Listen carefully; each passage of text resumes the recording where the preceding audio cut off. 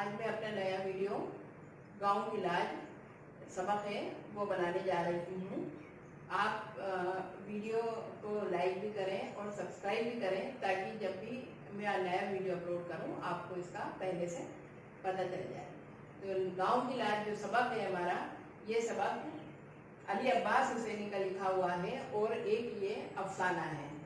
अफसाना आप सभी लोग जानते हैं कि अफसाना एक छोटी कहानी होती है जिसमें सभी चीज़ें कारी जो है अपनी सारी चीज़ें उसके अंदर एक छोटे से अफसाने के अंदर पिरोकर बताता है।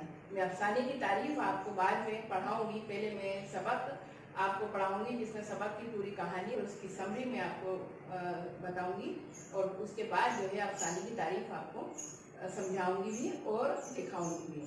तो ये सबक की कहानी ये है कि गांव का माहौल है। आपको जैसे नाम से ही पता चल रहा है कि गांव की लाज का मतलब होता है इज्जत, के गांव की इज्जत। और गांव का जहाँ माहौल होता है वहाँ तरह तरह के लोग भी होते हैं, तरह तरह के वहाँ जमींदार होते हैं, वहाँ के गांव वाले होते हैं, काम करने वाले होते हैं, खेत खलियान होता है। गाँव का जो माहौल होता है, नदी तालाब पेड़ पौधे खेत हर चीज गांव के अंदर मौजूद होती है और वही इस कहानी का हिस्सा भी है। तो लखनपुर नाम का एक गांव था जहाँ पर दो जमींदार रहा करते थे, उमराव सिंह और दिलदार खान।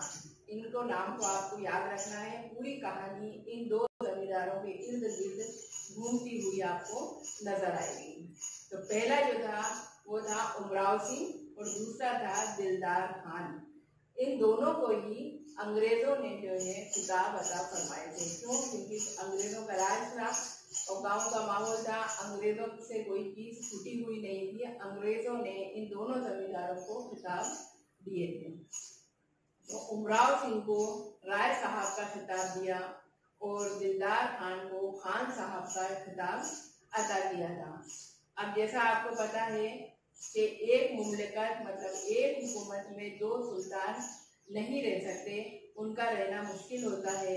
या एक दूसरी कहावत में आपको बताऊं कि एक म्यान में दो तलवारें नहीं रह सकती। एक म्यान होती है तो उसमें दो तलवारें कैसे रख सकते हैं।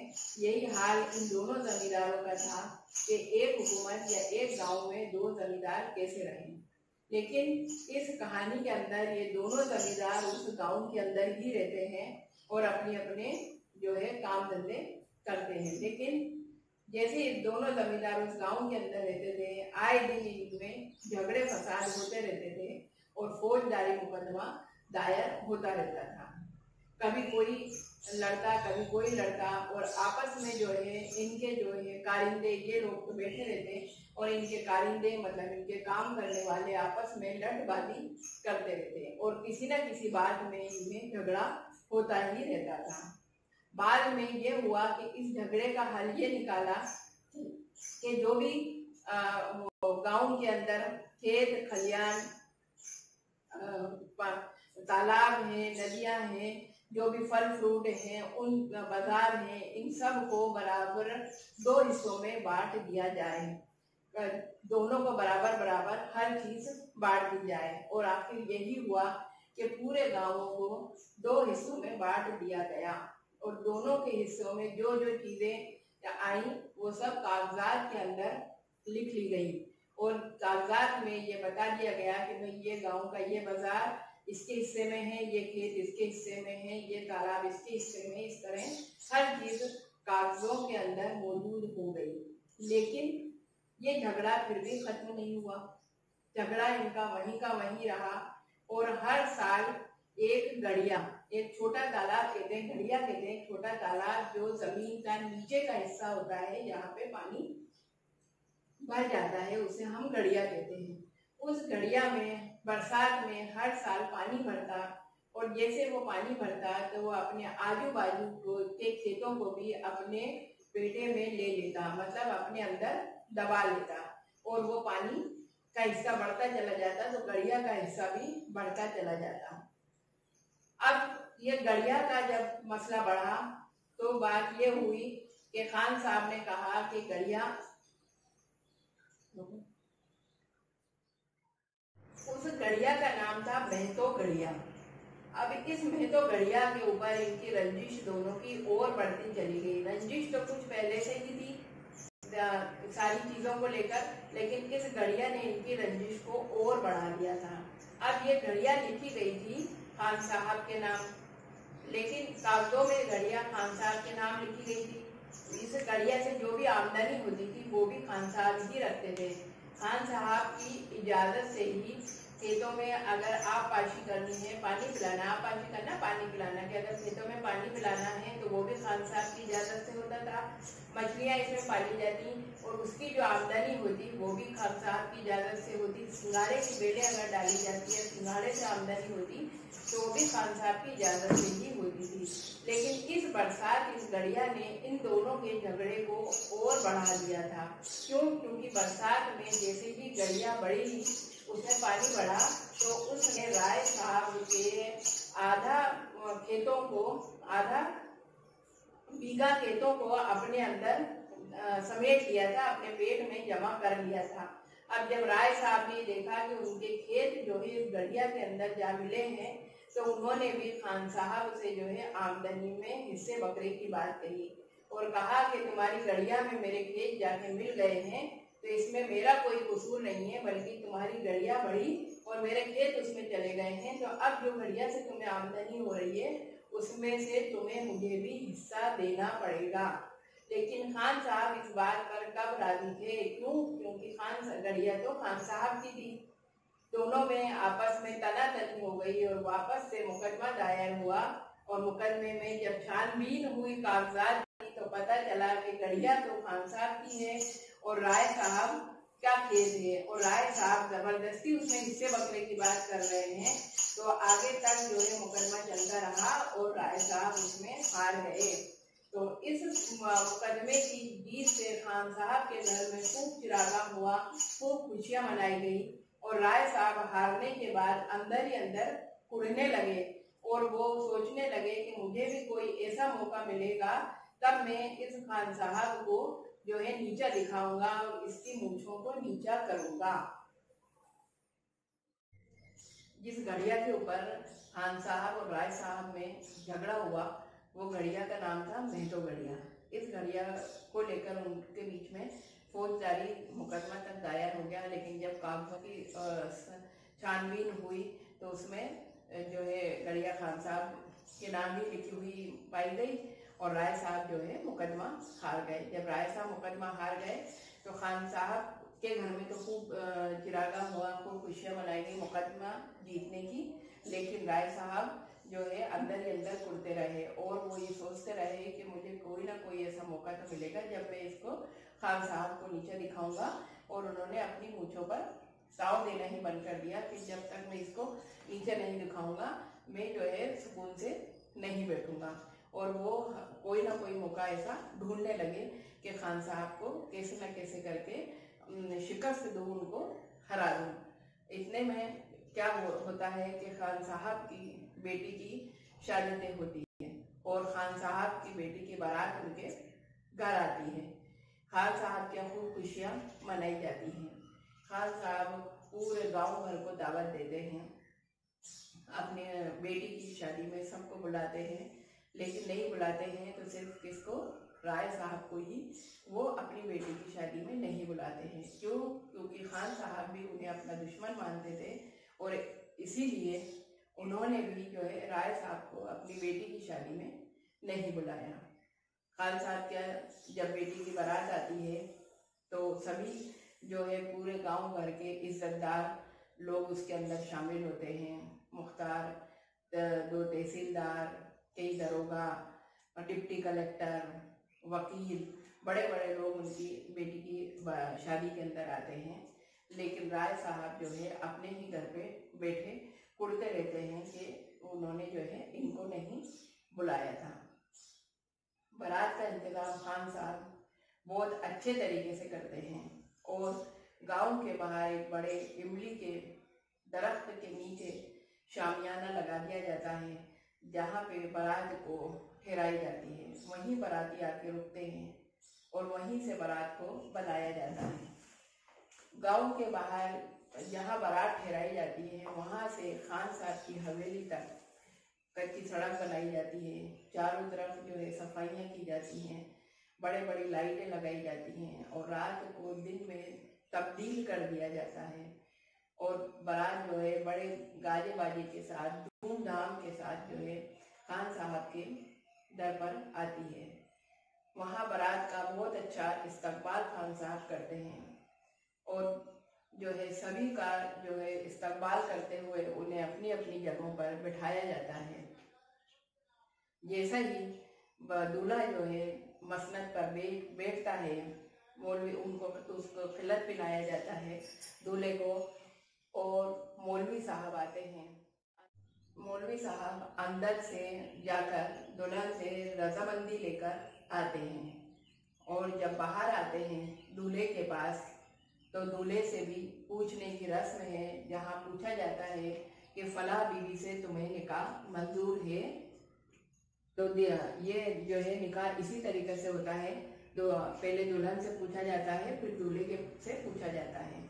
जब मौलवी साहब दूल्हे से पूछते हैं कि फला बीवी से निकाह मंजूर है तो दूल्हा मना कर देता है। तो सब लोग ये सोचते हैं कि रस्मी तौर पर दूल्हा पहले मना कर रहा है और अभी दोबारा जब मौलवी साहब पूछेंगे तो हाँ भरेगा। मौलवी साहब 3 बार पूछते हैं लेकिन दूल्हा बराबर मना करें जाता है। जब दूल्हा मना करता है तो मौलवी साहब भी हैरान रह जाते हैं। दूल्हे के वालिद को इस तरफ रुजू किया जाता है कि भाई जो है फला बीवी से इतनी मेहर पर निकाह मंजूर है लेकिन दूल्हा मना कर रहा है। जब लड़के का वालिद इस बात को सुनता है तो वो भी इस चीज को मना कर देता है। क्यों? क्योंकि मेहर की रकम उनको दूल्हे के वालिद को मंजूर नहीं थी। क्यों? क्योंकि खान साहब क्या ये दस्तूर था कि मेहर जो होगी वो 55,000 मेहर रखी जाएगी, क्योंकि उनकी जो दूसरी बेटियों की शादी हुई थी उन्होंने तब भी जो है मेहर 55,000 रखी थी। और निकाह के टाइम एक मेहर रखी जाती है जो दूल्हे वालों को दुल्हन को देनी होती है। लेकिन जब ये बात दूल्हे ने सुना कि 55,000 मेहर है और दूल्हे के वालिद ने, तो दोनों ही इस बात पर अड़ गए कि हम ऐसे बेकार के दस्तूर को नहीं मानते। और उनका ये कहना था कि हमें जो है 501 रुपये मेहर पर निकाह मंजूर है। लेकिन खान साहब भी अपनी बात पर अड़े रहे कि नहीं, मुझे 55,000 मेहर पर ही मैं निकाह मंजूर करूँगा। दोनों के वालिद अड़ गए, उधर दूल्हा भी अड़ गया और दूल्हा अपनी जगह से खड़ा हो गया और वालिद ने कहा कि नहीं, शादी नहीं होगी और हम बारात वापस लौटा कर ले जाएंगे। तो आप एक काम कीजिए कि हम जो भी सामान दुल्हन के लिए लाए थे वो सारा सामान हमें वापस लौटा दीजिए, हम बारात वापस लेकर जा रहे हैं। सारे गांव वालों ने जब ये बात सुनी कि भाई जो है दुल्हन की बारात वापस जा रही है तो सब हैरान रह गए कि भाई लड़की माँ जो बैठ चुकी है, मतलब माइयाँ बैठ चुकी थी और अब उसकी शादी नहीं होगी तो आगे क्या होगा और लड़की घर से बाहर कैसे निकलेगी। लेकिन खान साहब इस बात पर राजी हो गए कि कोई बात नहीं, अगर ये बारात वापस ले जाना चाहते हैं तो इन्हें ले जाने दो। लेकिन गांव वाले इस बात पर कब राजी थे? सभी गांव वाले लड़ाई पर आमादा हो गए। सब ने अपने घरों से लाठियां निकाल ली कि आज हम इस बारात को ऐसे नहीं जाने देंगे। लेकिन खान साहब ने बहुत ही सुकून से सभी गांव वालों को समझाया कि ये मेरी बच्ची की किस्मत है, अगर ये नहीं चाहते हैं शादी करना कोई बात नहीं, दूसरा वर मेरी लड़की को मिल जाएगा, मेरी लड़की में कोई कमी नहीं है, इन्हें यहाँ से जाने दिया जाए इज्जत के साथ। और उन्होंने एक एक बराती से उन्होंने ये बात कही कि भाई खाने से कोई आपको बैर नहीं है, खाना तैयार है, अगर आप शादी करना नहीं चाहते हैं, ब्याह करना नहीं चाहते हैं, लेकिन खाना खाकर जाइए, मेरे घर से भूखे मत जाइए, खाना तैयार रखा हुआ है। उन्होंने एक एक बराती से कहा। लेकिन वो लड़के का वालिद और लड़का और सभी बराती कब सुनने वाले थे? बिना खाना खाए वो अपने जगह जहाँ पे बारात रोकी गई थी, बड़े इमली के दरख्त के पेड़ के नीचे, वहाँ पर वापस बारात को लेके चले गए और सारा सामान लोरियों के अंदर भरा गया, जो भी वो लड़की के लिए लेकर आए थे, और अपना सारा सामान लेकर वापस लौट गए। इन्हीं सब बारातियों के बीच में जो गांव से खान साहब ने अपने सभी गांव वालों को बुलाया था, उसमें एक राय साहब के भी मुख्तार थे। राय साहब के भी एक वो जानने वाले थे, हिम्मत राय उनका नाम था। वो यहाँ पर सिर्फ खान साहब की बेटी की बारात में शरीक होने ही नहीं आए थे, बल्कि वो ये देखने आए थे कि खान साहब की बेटी को उन्होंने जो है बारात में क्या क्या दहेज दिया है, क्या किस तरह का खाना है, किस तरह का इंतज़ाम है, यहाँ सब देखकर उसमें कुछ कमी निकाल कर जाके राय साहब को बताएं, ताकि राय साहब जो है अपने दुश्मन की इस कमी को सुनकर हंस सकें और अपना जी को खुश कर सकें। जब हिम्मत राय ने देखा कि खान साहब की बेटी की बारात वापस जा रही है, तो वो बड़ी खुशी खुशी हंसते मुस्कुराते राय साहब के घर पहुंचे। राय साहब खाना खाकर अभी निपटे ही थे और हुक्का पीकर बिस्तर पे सोने जा रहे थे। जैसे ही उन्होंने हिम्मत राय की आवाज़ सुनी, बाहर आए। हिम्मत राय ने उन्हें आकर खबर सुनाई कि खान साहब की बेटी की बारात वापस चली गई है बिना दुल्हन को लिए। ये बात सुनकर राय साहब भी अपने दिल ही दिल में बड़े मुस्कुराए कि चलो मेरे दुश्मन को हराने का मुझे कुछ मौका मिला। अभी हिम्मत राय पूरी कहानी सुना ही रहे थे कि इतने में राय साहब की छोटी बेटी जो 7 साल की थी, मोहिनी, वो बाहर आती है और अपने बाबूजी को आवाज़ देती है कि बाबूजी बाबूजी आपको दीदी अंदर बुला रही है। जब राय साहब की निगाह अपनी बेटी मोहिनी के ऊपर पड़ती है, तो उन्हें खान साहब की बेटी का ध्यान आता है कि जैसे मेरी बेटी मोहिनी है, मेरी बड़ी बेटी है, ऐसे ही खान साहब की बेटी है कि अगर ऐसी ही मेरी बेटी की बारात वापस लौट जाए तो मेरे दिल पर क्या गुजरेगी, तो वही चीज़ खान साहब के ऊपर भी गुजर रही होगी। इधर हिम्मत राय अपनी कहानी सुनाता रहा और ये कहता रहा कि ये बहुत अच्छा हुआ कि उनकी बेटी की बारात वापस लौट गई। जब ये बात राय साहब ने सुनी तो गुस्से में आ गए और बोले कि तुम ऐसे क्या कहते हो, जैसे उनकी बेटी ऐसे तुम्हारी बेटी, ऐसे मेरी बेटी, तुमने ऐसे कैसे कह दिया कि उनकी बेटी की बारात वापस लौट गई। हिम्मत राय साहब को सारी कहानी सुनाते रहे और राय साहब मनी मन में खान साहब की बेटी के बारे में सोचते रहे और अचानक से उन्हें गुस्सा आया और हिम्मत राय को डांटने लगे कि अजीब इंसान हो तुम, खान साहब की बेटी की बारात वापस जा चुकी है और तुम यहाँ खड़े होकर बगले बजा रहे हो। बगले बजाना एक मुहावरा है बच्चों, और ये बहुत इम्पोर्टेंट है।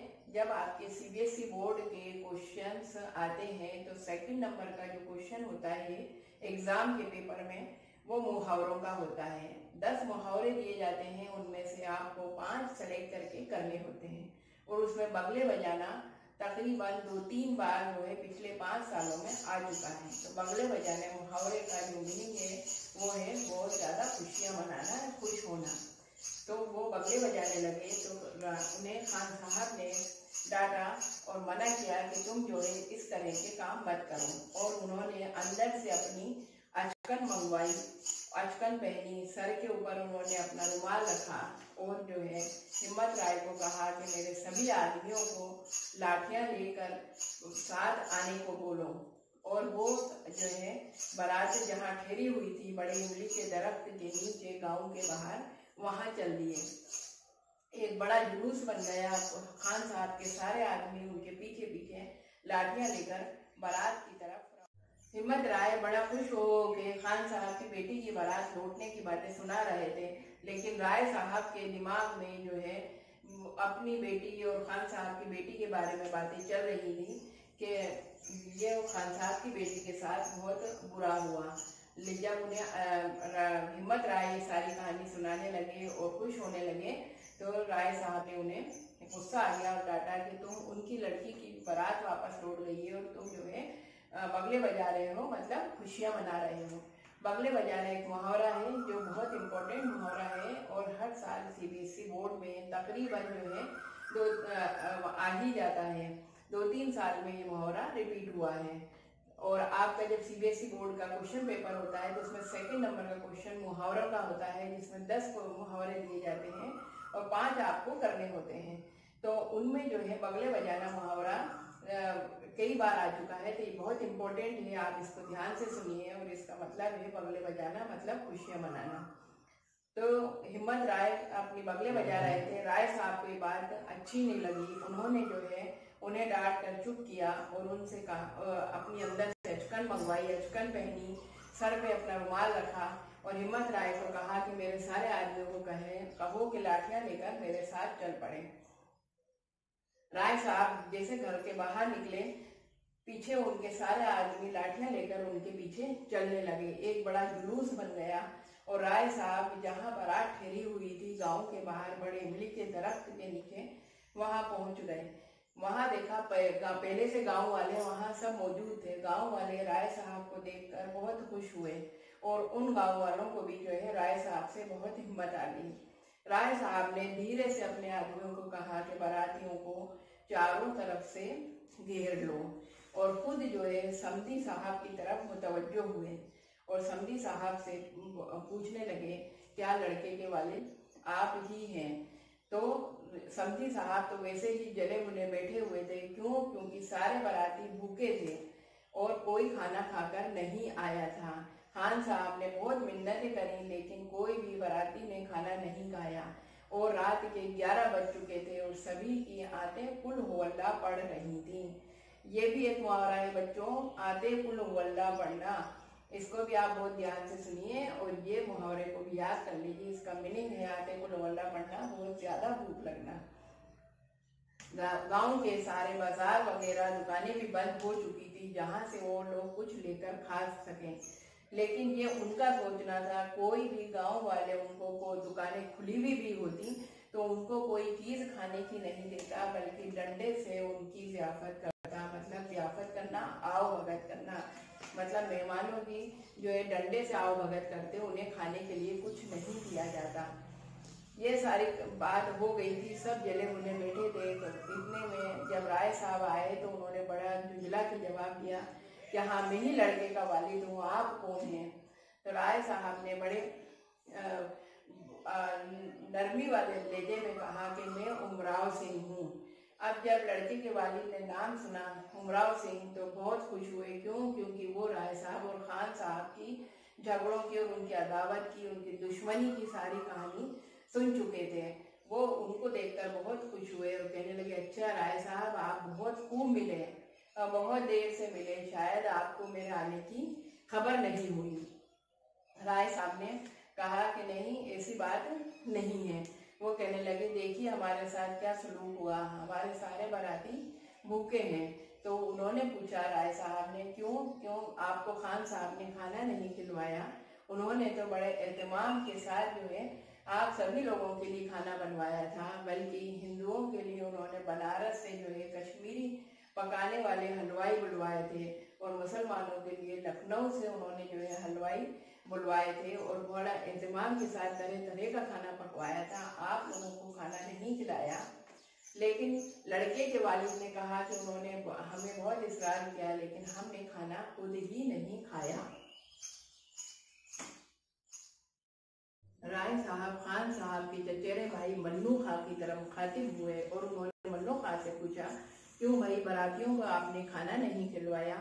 मन्नू खां बोले राय साहब से कि नहीं, खान साहब ने जो है इन बारातियों से बहुत मिन्नतें कही, बार बार उनसे इसरार किया कि भाई बारात आप वापस ले जाना चाह रहे हैं, बारात आप वापस ले जाइए, लेकिन कम से कम हमारे घर से भूखे मत जाइए, खाना खाकर जाइए। लेकिन बारातियों ने एक न सुनी। लड़के का वालिद जो था वो बोलने लगा कि नहीं, अब तो खान साहब के यहाँ खाना खाना हमारे लिए एक दाना भी खाना हराम है। जब राय साहब ने बात सुनी तो उनको भी गुस्सा आ गया। उन्होंने कहा कि अगर खान साहब क्या एक दाना भी खाना हराम है तो पूरे गांव भर में एक दाना भी अब आपको नहीं मिलेगा। अगर आप अपनी बारात वापस ले जाना चाहते हैं, शौक से ले जाइए, लेकिन आप जो है इस तरह से मत जाइए। लेकिन जब उन्होंने समधी साहब ने कहा कि अच्छा तो आप भी खान साहब के साथ ही हैं, तो कहने लगे कि मैं खान साहब के साथ नहीं, पूरे गांव के साथ हूँ। क्यों? क्योंकि खान साहब की जो बेटी है वो ही पूरे गांव की बेटी है, और अगर खान साहब की बेटी की बारात वापस जाती है तो पूरे गांव भर की इज्जत जो है नाक कट जाएगी और इज्जत मिट्टी में मिल जाएगी। तो अगर आप बारात वापस ले जाना चाहते हैं तो शौक से ले जाइए, लेकिन एक तहरीर लिख कर दे दीजिए। तो समधी साहब बोले कि किस तरह की तहरीर? वो बोले, राय साहब बोले कि आप ये लिख दीजिए कि जो भी सामान आप लेकर आए थे वो आप वापस लेकर और अपनी जान और माल की सलामती के साथ वापस जा रहे हैं। आपकी सब चीजें सही सलामत हैं और आपका एक एक बाराती जो है सही सलामत यहाँ से वापस जा रहा है। जब समधी साहब ने बात सुनी तो बहुत नाराज हुए और कहने लगे कि आप हमें कानून के शिकंजे के अंदर फंसाना चाहते हैं। राय साहब बोले कि नहीं, कानून के शिकंजे में नहीं फंसाना जा रहा, आप सिर्फ एक तहरीर लिख दीजिए कि आप यहाँ से सही सलामत और अपना सारा सामान लेकर जा रहे हैं। और अगर आप नहीं लिखेंगे तो आप भी देख लीजिए कि यहाँ आपका क्या होने वाला है। जब इन दोनों की बातों में गर्मा गर्मी होने लगी, आवाज तेज तेज बढ़ने लगी, तो बाराती भी वहां पर पास में सिमट कर आ गए। उन बारातियों में डिप्टी कलेक्टर, तहसीलदार सभी मौजूद थे। जब डिप्टी कलेक्टर ने ये बात सुनी, डिप्टी कलेक्टर नसरुल्लाह ने बात सुनी, तो वो भी आए और कहने लगे क्या बात हुई? तो समधी साहब कहने लगे कि ये हमें कानून के शिकंजे में जकड़ रहे हैं और हमसे तहरीर मांग रहे हैं। तो उन्होंने राय साहब की तरफ मुतवज्जो हुए। राय साहब बोले कि आप देख रहे हैं कि गांव वालों का क्या हाल है, चारों तरफ से बारात को घेर रखा है और आप भी इस बारात के अंदर मौजूद हैं। राय साहब ने कहा कि इस बारात में आप लोग भी शामिल हैं और अब आप देख लीजिए कि जो है आप लोग सही सलामत यहाँ से वापस जाएंगे या अपनी कैसी सहूलतें लेकर अस्पतालों के अंदर पहुँचेंगे। जब डिप्टी कलेक्टर ने ये बात सुनी और चारों तरफ का जायजा लिया तो उन्होंने भी जो है समधी साहब को एक कोने में ले गए और समझाने की कोशिश करी। थोड़ी देर बाद दोनों आए और कहने लगे कि बारात वापस जो है खान साहब के घर जाएगी और सभी बाराती जो है साथ होली और बारात जो है बैंड बाजे के साथ जो है खान साहब के घर की तरफ वापस जाने लगी। राय साहब भी उन सब के साथ हुए और बड़े दरवाजे तक वो साथ गए और उसके बाद जो है वापस अपने घर की तरफ हो लिए। जब ये फैसला हुआ कि बारात जो है 55,000 निकाह 55,000 मेहर पर ही होगा, बारात वापस खान साहब के घर जाएगी, तो राय साहब जो है बड़े फाटक तक ही आए, वापस लोग